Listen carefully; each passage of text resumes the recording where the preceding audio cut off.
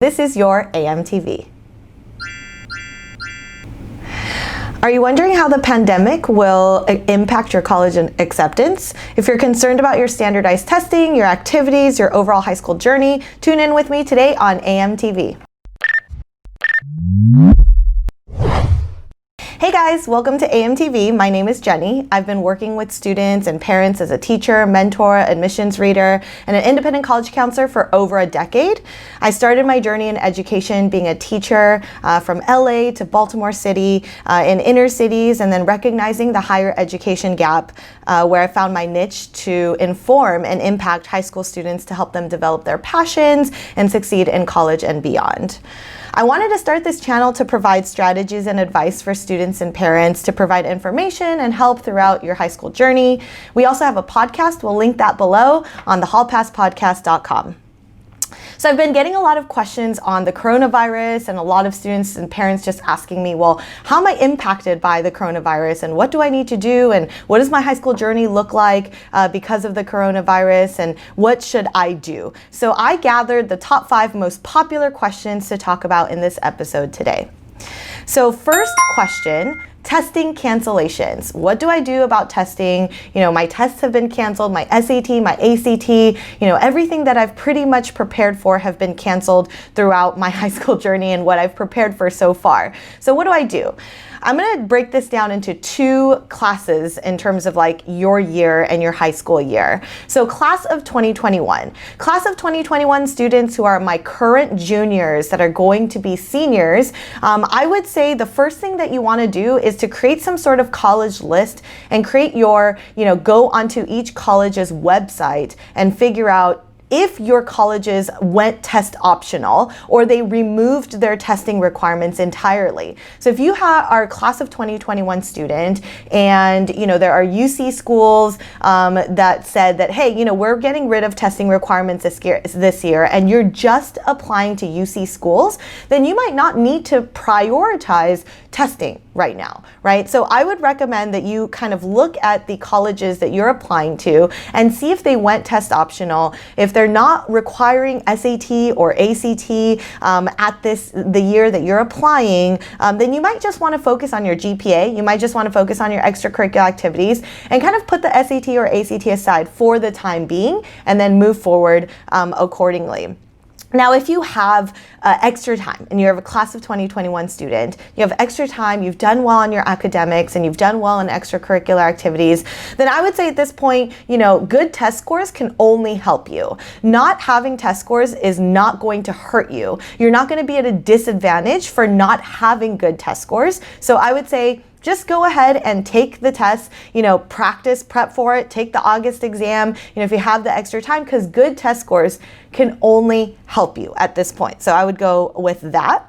My class of 2022 students, so incoming juniors, sophomores, freshmen, I would say continue to prepare for the SAT or ACT as you normally would. To be honest, colleges have not completely taken away the tests for you guys just yet. So really just go ahead and practice, prep for it as you normally would. Use this summer to prepare for tests. If you had planned on taking the August SAT 1 or the September ACT, go ahead and just take it, prepare for it, as you normally would. As I said, colleges have not taken these away completely or entirely.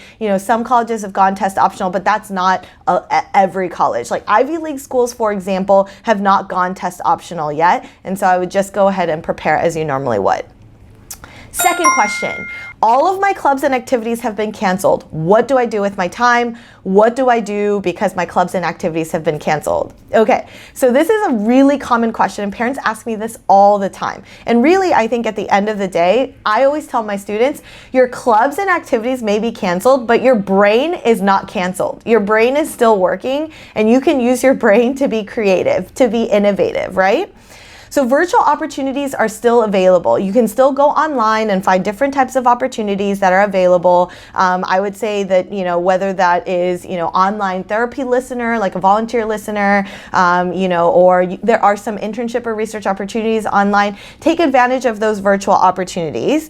And I would say get certified in something that you might want to get certified in. So I have a student who loves yoga. And so she did an online yoga certification program so that that she could be a yoga instructor online. That is something that you can do. Find ways to get certified. There are CPR certifications, there's coding certifications, there's a lot of different types of certifications that you can take advantage of online. So I would totally take advantage of those. Develop personal passion projects. I had students who are cooking a lot these days, right? They're cooking with gluten-free products or organic products, right? There's a lot of ways that you can, take advantage of your passion projects. Explore something new. Maybe you never thought that you would play guitar before, and this could be a good time that you can pick up a guitar and start playing. My brother's doing that right now, and it's kind of funny and annoying at the same time. Okay, so other questions that I get is ideas for the summer. So a lot of students have asked me, my summer programs and summer opportunities have canceled. What do I do? Similar to your activities, I feel like there's a lot of things that you can still do to prepare. You can still be proactive. You can still be innovative. You can get creative with what you might want to do this summer. You can explore new passions, as I mentioned earlier. I would say that, again, just because your summer programs are canceled doesn't mean your brain is canceled. Take advantage. Summer is not really an opportunity for you to get lazy or just lounge around. Summer is actually a really good opportunity to explore new things. So find opportunities outside of what you're doing at school, outside of what you're doing in your clubs and organizations, or expand on your clubs and organizations and what you can do with your activities overall.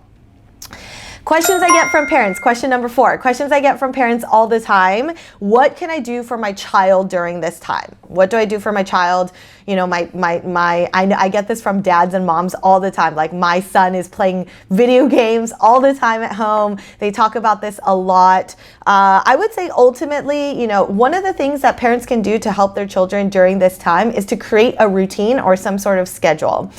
If you create a productive daily schedule, don't just wake up at 11 or 12 or 1 p.m. every day. I would say, find an opportunity for you to, wake up at a normal time, at least Monday through Friday. Treat it like a weekday. Get productive. Give them some sort of schedule. Hey, this is when we're going to eat breakfast. This is when you're going to do your schoolwork and prepare for academics, right? This is where you can socialize with your friends. And if you don't want your parents to do it, students can do it themselves. Parents can just encourage their child to do it as well. Give your child opportunities to socialize and practice healthy habits. I feel like a lot of students kind of get into this zone where they might be like just laying on their bed or lounging around. They're calling it the quarantine 15, right? You're gaining 15 pounds during this time. So get active. I feel like exercising, going for walks or hikes, or, eating right, practicing and even socializing. This is, your children are still nature of healthy socialization habits. And so make sure that your child is still socializing with their friends on Zoom or Skype or FaceTime, Instagramming or, chatting with each other, texting each other. All of this is really important. So I would say give them that space and opportunity to socialize with their friends. I would also definitely recommend sharing family responsibilities, especially for my students. I feel like, not that my students are spoiled per se, but I feel like a lot of my students don't necessarily get, an opportunity to share family responsibilities. Like, some of my parents are like, oh, my son hasn't done the dishes in weeks. I'm like, my 2-year-old son, I make him do the dishes. I make him put the dishes away in the dishwasher. Sharing these family responsibilities are really important, I feel like, to gather and also be independent and share that independence, but also take on some responsibilities in the household as well. Use your children and allow them to utilize those family responsibilities. I would also say to let your child explore new hobbies during this time. It's okay if they burn a little toast in the oven or, burn some pancakes while they're trying to make some pancakes. It's totally fine. Allow them to explore those passions and hobbies. This is a great space to do that. I would also say that use your dinner and lunch and breakfast time to talk to your children. I feel like a lot of times when parents go back to work and students go back to school and they're going through these extracurricular activities, they might not have the space to really engage in conversation with their parents, and parents might not have the space to engage in conversation with their students.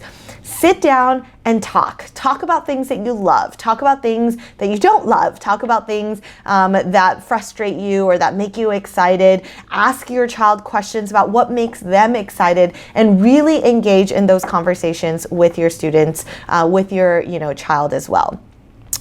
The last question number 5 that I get a lot from students and parents is, I'm worried about falling behind in my courses. As you guys know, a lot of schools went to virtual learning starting in March. And so, people are like, well, I didn't really learn anything from March or April or May, even until my school year kind of came to an end. Because of virtual learning, I had to teach myself, and I feel like I'm falling behind. A lot of parents worry about this as well.